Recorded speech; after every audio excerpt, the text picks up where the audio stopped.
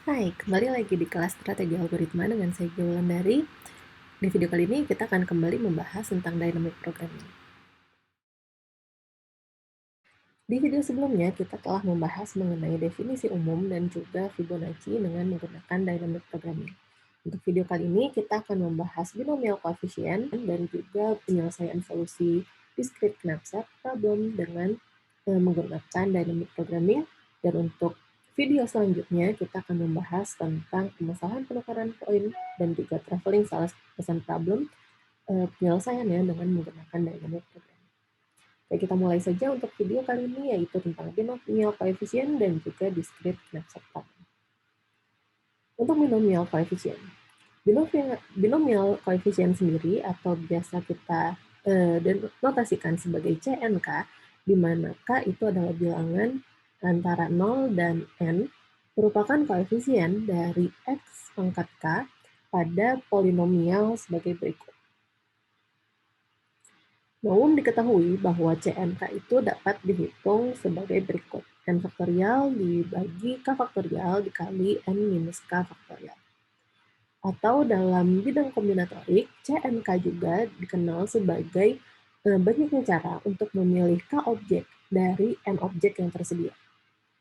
Nah, karena kita berbicara tentang penyelesaian perhitungan binomial coefficient ini dengan menggunakan dynamic programming, maka kita harus mempunyai fungsi rekursif untuk menghitung binomial coefficient. Nah, sekarang kita tinjau CNK dalam bidang kombinatorik, yaitu banyaknya cara memilih K objek dari N objek yang tersedia. Misalkan I adalah salah satu objek yang dapat dipilih. Terdapat dua kemungkinan. Yang pertama, kalau misalkan I tidak terpilih. Jadi tadi kita punya N buah objek sampai N, dan I adalah salah satu objek yang ada di antaranya. Nah, kalau misalnya kita tidak memilih I, tapi kita harus memilih K dari N buah objek, berarti kita tetap harus memilih K, tapi kita tahu bahwa I itu tidak dipilih. Berarti sisa barang yang tersedia itu adalah N minus 1 objek yang dapat dipilih. Jadi, CNK akan sama dengan CN-1, K. Karena K objek tetap harus dipilih, tapi hanya N-1 objek yang tersedia. Karena kita tahu kalau kita tidak bisa memilih I. Dan kasus yang kedua itu adalah kondisi ketika I terpilih.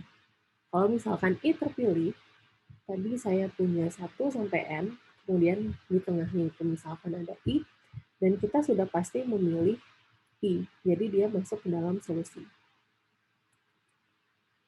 Berarti karena kita kondisi awalnya itu ingin memilih K buah objek dan 1 sudah terpilih, maka kita tetap harus memilih K-1 objek.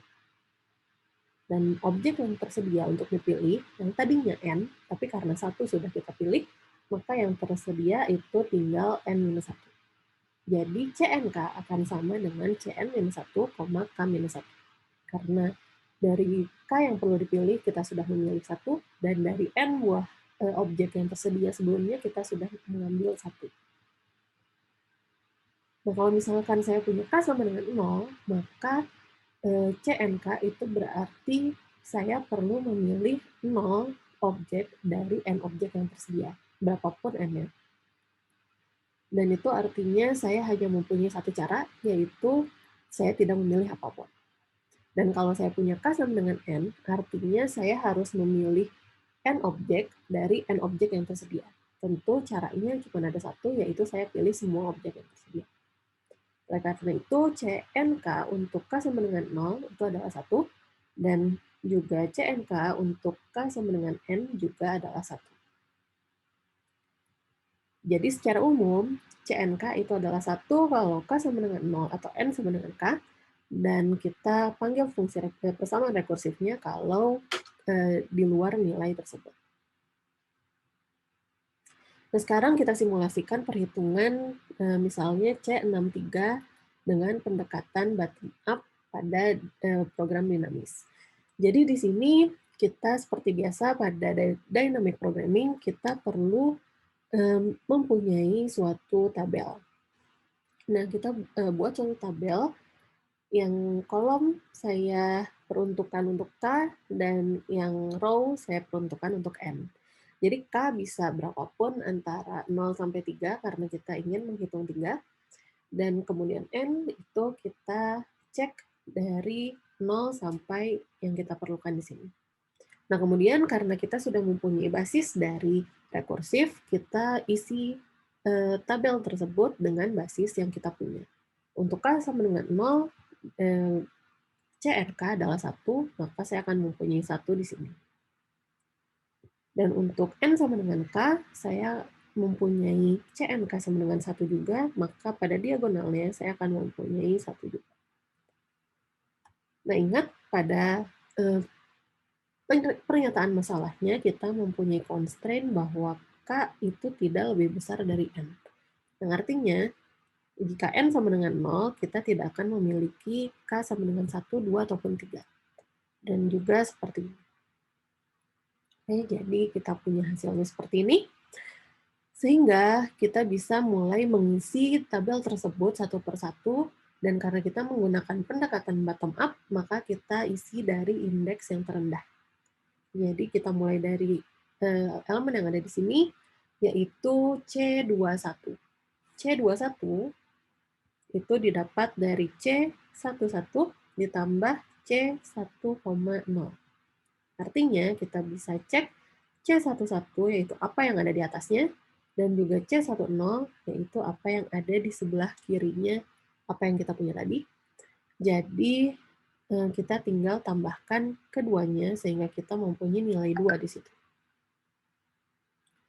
Kemudian untuk C31 dia akan cukup menambahkan apa yang ada di atasnya dan apa yang ada di kiri yang tadi, itu sehingga kita punya nilai 3. Kemudian untuk C32 kita tinggal tambahkan 1 dan 2 di sini sehingga kita mempunyai nilai 3, dan seterusnya hingga kita mendapatkan C63. Jadi C63 atau 20 ini adalah solusi yang kita harapkan. Sekarang untuk pendekatan top down. Sama seperti tadi, kita perlu mengisi dulu basis rekursifnya. Dan di sini bedanya untuk apa yang kita punya di bawah segitiga tadi, itu kita isi dengan bilangan negatif. Kenapa bilangan negatif? Di sini saya tulisnya strip, tapi sebenarnya dalam pemrograman yang sesungguhnya kita bisa isi dengan bilangan negatif. Kenapa negatif? Karena binomial koefisien tidak mungkin negatif. Jadi kalau dia isinya negatif, artinya kita belum pernah menghitung bilangan binomial koefisien tersebut. Oke. Nah, sekarang untuk pendekatan top down berarti kita bisa mulai dari indeks yang paling besar, yaitu C63. C63 kalau kita ingat persamaan rekursifnya itu Cn, K itu sama dengan Cn-1, K ditambah Cn-1, K-1. Sama kayak tadi sebenarnya, kita bisa dapat apa yang kita punya di sini kalau kita mempunyai binomial koefisien C53 dan juga C52. Artinya kita harus mempunyai dua nilai yang tadi itu.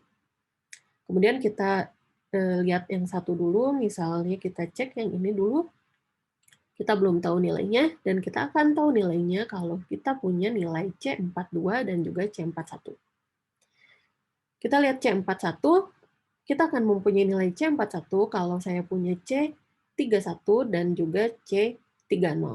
C30 sudah saya punya, tapi C31 belum saya punya. Dan kita perlu mencari C31, yaitu didapat dengan mencari C21 dan juga C20. C20 telah kita punyai, tapi C21 belum kita punya. Jadi kita bisa mencari C21 kalau misalkan kita punya C11 dan juga C10. Dan kita punya, karena mereka merupakan basis dari rekursif yang kita punya. Jadi C21 di sini itu akan sama dengan penjumlahan dari 1 dan juga 1, yaitu 2. Nah, sekarang kita balik lagi. C31 itu memerlukan C21 dan juga C20. Kita punya keduanya, jadi C31 itu adalah 3, penjumlahan dari 1 dan 2 tadi. Kita balik lagi C41, karena kita sudah punya bahan untuk menghitungnya, maka kita mempunyai nilai 4 untuk dia, karena dia tinggal menjumlahkan 1 dan 3. Next, kita akan menghitung C42. Kita baru bisa menghitungnya kalau kita punya C32 di sini, dan juga C31. Kita udah punya C31, jadi kita tinggal mencari C32. Dan C32 itu baru bisa dipilih ketika baru bisa didapat ketika kita mempunyai C22 dan juga C21. Tapi kita sudah mempunyai nilainya, jadi C32 bisa kita ganti dengan 3. Kemudian C42. C42 di sini kita perlu C31 dan juga C32.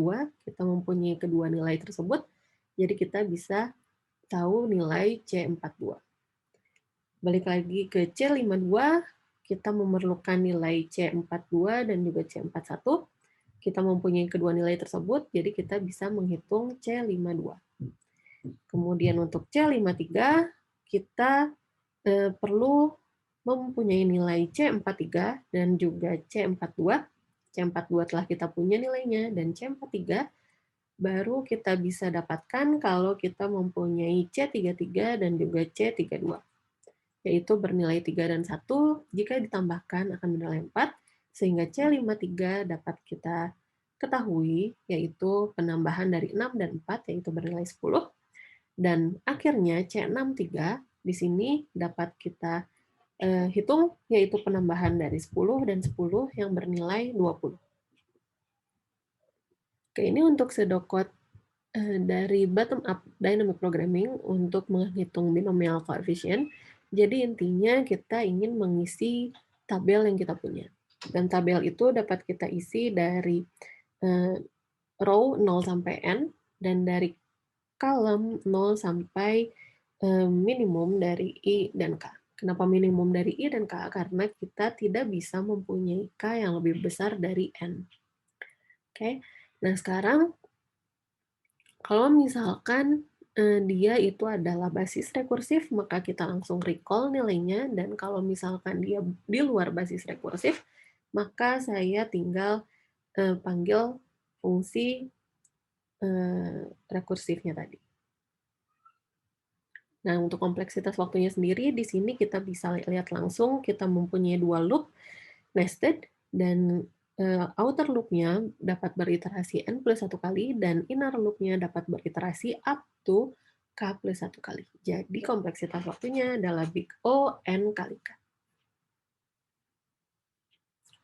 Oke, masalah yang selanjutnya adalah discrete knapsack problem. Harusnya kalian sudah familiar dengan permasalahan ini karena sudah pernah kita bahas sebelumnya di greedy exhaustive search dan di greedy dan juga exhaustive search. Oke, jadi intinya kita punya n objek dan kita punya knapsack. Objek-objek yang kita punya mempunyai properti berat dan profit, dan knapsack yang kita punya mempunyai kapasitas bobot. Jadi kapasitas maksimum. Nah, pertanyaannya, objek mana sajakah yang harus saya bawa ke dalam knapsack? Jadi harus saya masukkan ke dalam knapsack agar keuntungan yang didapat maksimum. Tapi tentunya berat total berat yang kita ambil itu tidak boleh melebihi kapasitas bobot K. Seperti penyelesaian dynamic programming pada umumnya, kita harus mengetahui fungsi rekursif untuk 01 knapsack problem ini. Oke, kita sekarang tinjau n buah objek beserta properti berat dan profit dari masing-masing objek, dan juga knapsack dengan kapasitas maksimum K. Nah, sekarang kalau misalkan saya nyatakan total profit dari solusi optimal permasalahan knapsack tersebut sebagai Fn, K. Jadi ini adalah total profit dari permasalahan knapsack yang mempunyai n objek dan maksimum capacity K. Nah, kalau saya mau lihat sub masalahnya yang lebih kecil, misalkan saya cuma punya I barang dan juga kapasitas maksimum J.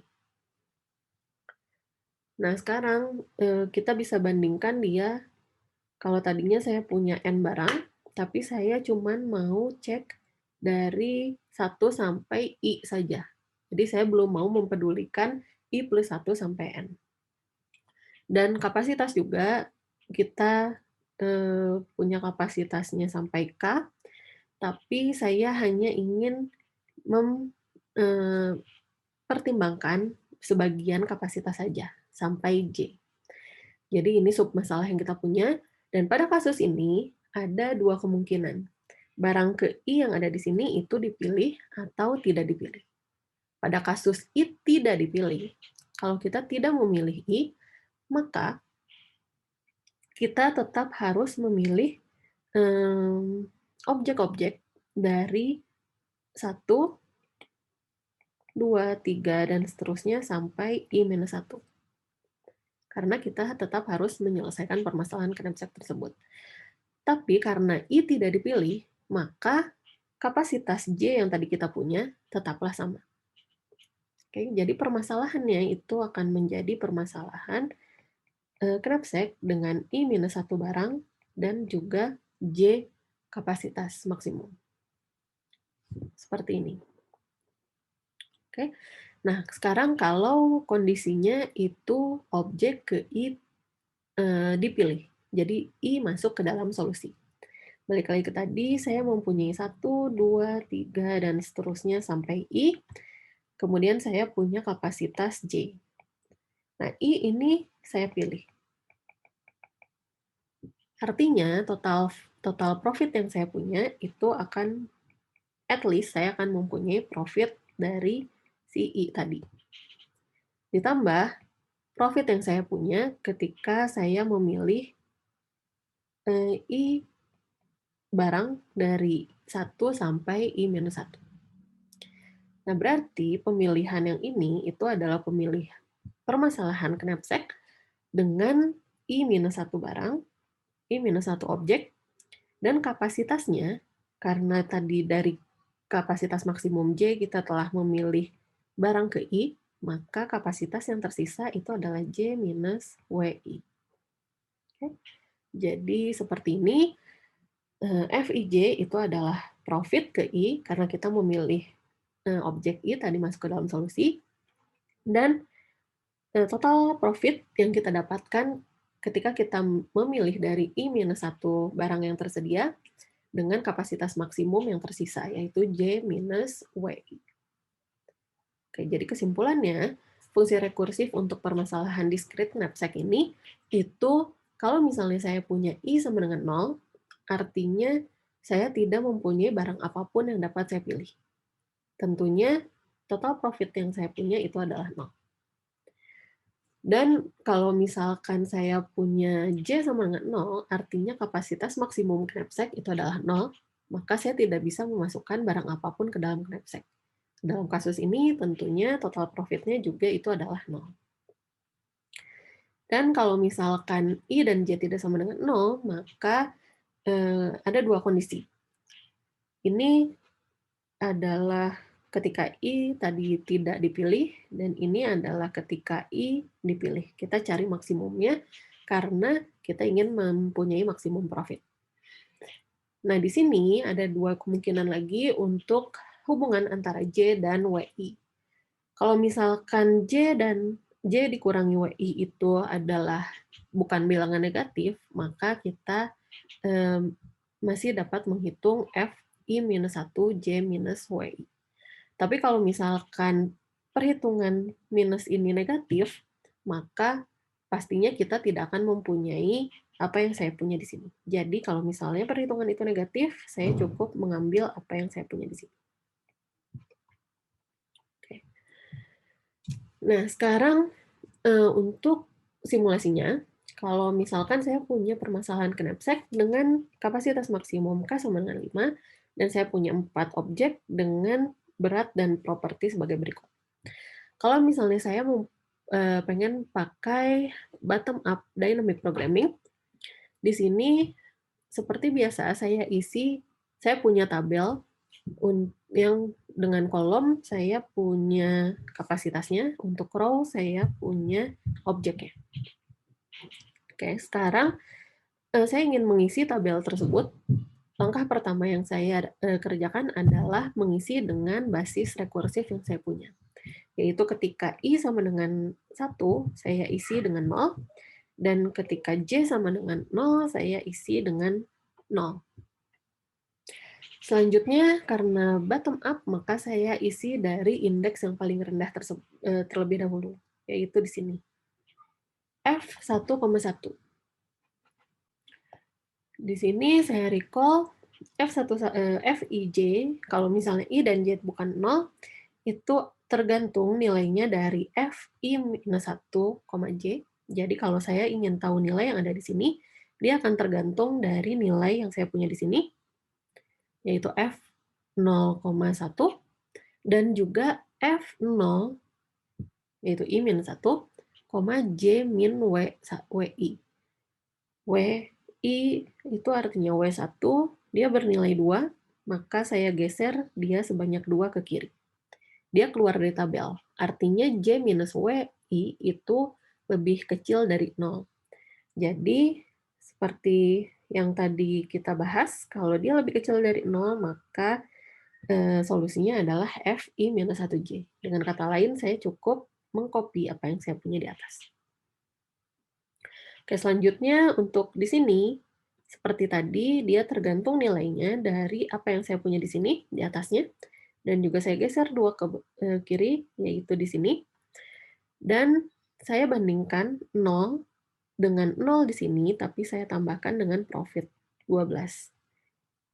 Jadi dia adalah 12 yang paling maksimum. Jadi sekali lagi, 12 ini itu tergantung nilainya dari Fi-1J dan juga Fi-1J-W1. Tapi di sini kita tambah dengan profit dari barang pertama. Dan saya ambil maksimumnya itu 12. Oke, sama juga di sini kita dapat 12 dari perbandingan 0 dan 0 ditambah 12. Mana paling maksimum itu yang kita ambil. Di sini juga sama, dia dibandingkan dari 0 dan 0 tambah 12. Dan seterusnya saya punya perbandingan 0 dan 0 ditambah 12. Oke, selanjutnya untuk F21, di sini saya bandingkan 0 yang saya punya di sini dengan apa yang saya punya di baris yang sama di sana, tapi saya geser ke kiri sebanyak 1. Oke, jadi saya bandingkan 0 dengan 0 ditambah 10. Mana yang lebih maksimum? Tentunya 10, karena itu saya punya 10 ada di sini. Sama juga untuk F22, saya bandingkan 12 dengan 0 ditambah 10. Saya ambil yang paling maksimumnya, yaitu 12, dan seterusnya sampai saya punya F45, yaitu apa yang kita inginkan adalah 37. Jadi total profit maksimum yang kita bisa dapatkan itu adalah 37. Nah, 37 ini didapat dari objek mana saja sih? Itu pertanyaan pentingnya lagi. Nah, di sini karena kita punya total profit 37, sedangkan ketika kita mempunyai I sama dengan 3, total profitnya itu hanya 32. Artinya, terjadi perubahan ketika kita memilih objek 4. Berarti objek 4 terpilih karena tadi dia 37 ini berbeda dengan 32. Oke. Jadi objek 4 terpilih karena 37 berbeda dengan 32. Nah, sekarang objek selanjutnya, objek mana yang kita pilih? Objek 4 tidak mungkin kita pilih kembali. Jadi kita naik ke atas ke row I sama dengan 3. Kemudian karena objek 4 kita tahu dia dipilih, dan objek 4 bernilai memiliki bobot 2, maka kita cek 2 ke kiri. Kita cek 2 ke kiri, kita punya nilai 22, kemudian kita bandingkan dengan apa yang ada di atasnya, tidak ada perubahan. Artinya 3 itu tidak dipilih. Kemudian kita cek lagi dengan apa yang kita punya di atasnya, dia terjadi perubahan. Artinya 2 ini terpilih karena ada perubahan dari 12 ke 22. Dari objek 1 dan ke objek I sama dengan 2. Artinya objek 2 terpilih karena F23 berbeda dengan F13. Dan objek 3 tidak dipilih karena F22 sama dengan F22.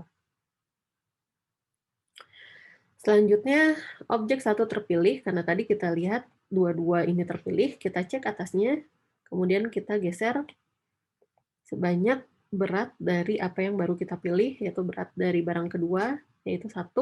Jadi kita cek 12 di sini. Dan 12 berbeda dengan apa yang kita punya di atasnya, jadi barang ke-1 juga dipilih. Sehingga kesimpulannya, kita memilih objek 1, 2, dan 4. Nah, sekarang kalau menggunakan top-down dynamic programming. Kalau dengan top-down dynamic programming, kita seperti sebelumnya, kita isi dulu basis rekursifnya. Kemudian kalau tadi bottom up kita isi dari indeks terkecil ke indeks terbesar, sekarang di sini kita inisialisasi dulu elemen-elemen pada tabel tersebut dengan bilangan negatif, kecuali basis rekursif yang tadi kita punya. Nah, sekarang kita mulai dari apa yang kita punya di indeks terbesar. Kita baru bisa mempunyai nilai dari F45 ini kalau misalkan,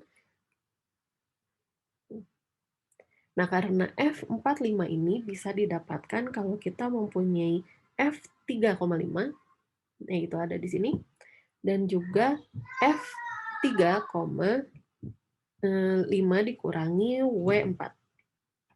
Artinya kita geser 2 ke kiri. Jadi kita perlu nilai F35 dan juga F33. Seperti ini. Dan sama F33 baru kita bisa dapatkan kalau kita punya F23 dan juga F2, tapi kita geser sebanyak beratnya 3, yaitu 3. Tapi kita sudah punya nilai ini, jadi kita tinggal memerlukan nilai F23. Kemudian F23 sendiri baru bisa dapatkan kalau kita punya F13 dan juga F1, kita geser sesuai dengan beratnya si 2, itu 1. Yaitu di sini. Jadi, kita harus mempunyai F12 dan juga F13. Kemudian F12 itu kita dapatkan kalau saya punya 0 di sini, F02, dan juga karena berat 2 itu adalah 1, berat barang pertama itu adalah 2, maka saya perlu geser sebanyak 2 ke kiri. Ini yang perlu saya dapatkan juga. Sehingga karena saya mempunyai F00 dan F02 di sini, maka saya bisa mendapatkan F12, yaitu nilai maksimum dari 0 atau 0 ditambahkan dengan profit yang ada di barang pertama tadi. Itu 12. Artinya kita mempunyai 12 di sini dan sama 12 di sini kita dapatkan dari perbandingan 0 dan juga 0 ditambah 12. Oke, sekarang untuk yang ini tadi karena berat kedua itu adalah 1, maka kita dapatkan F23 kalau kita punya F13 dan juga F12. Kita tinggal geser sebanyak 1.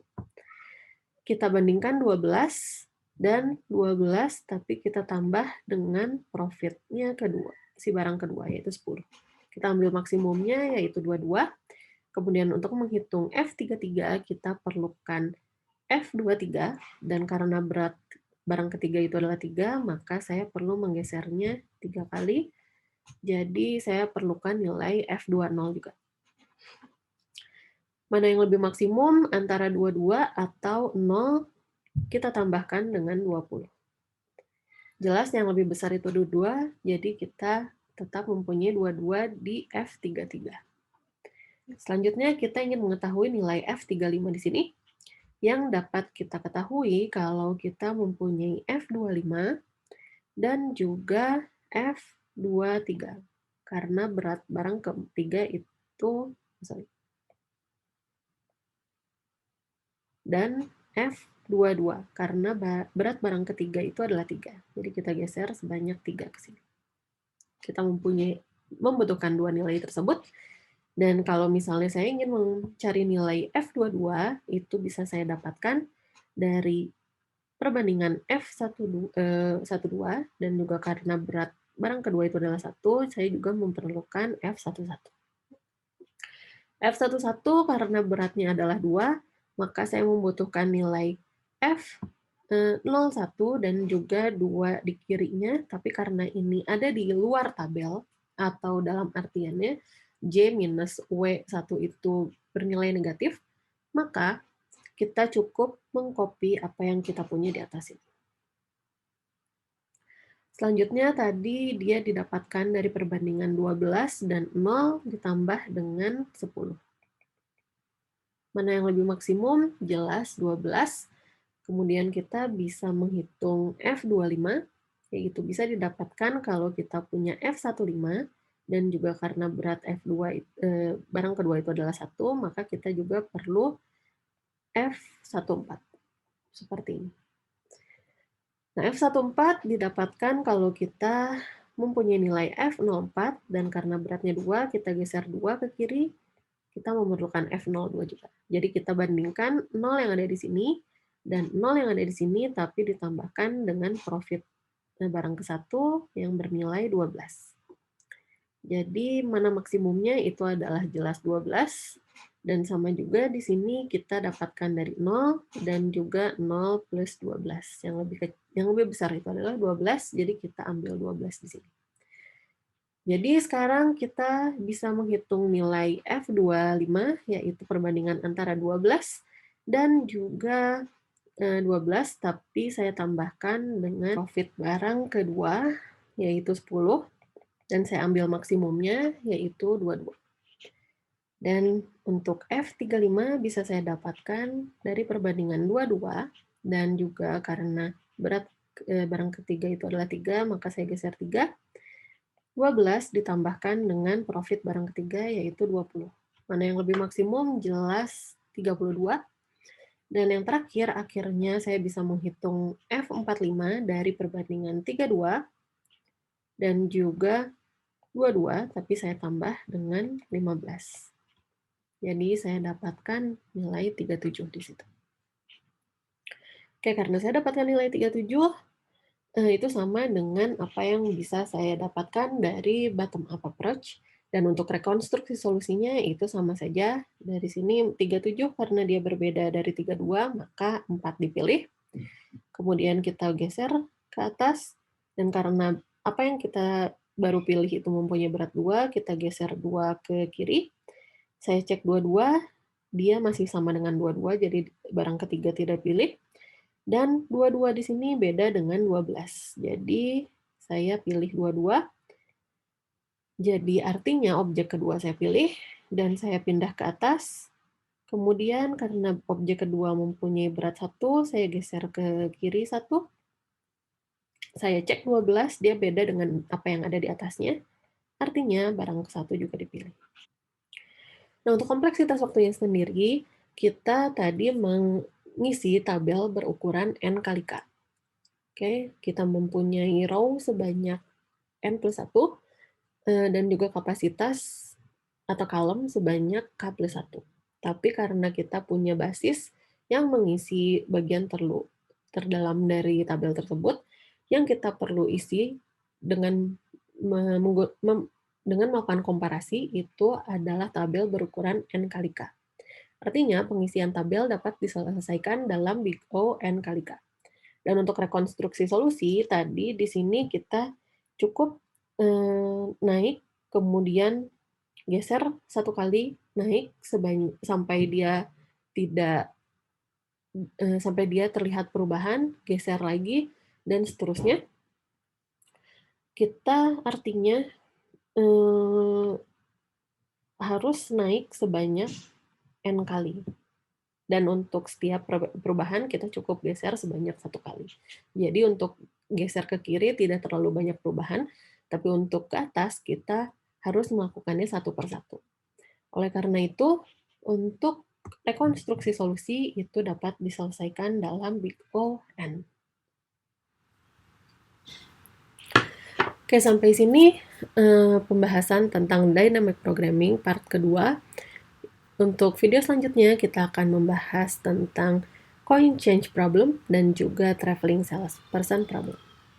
Oke, terima kasih sudah menonton dan sampai jumpa di video selanjutnya.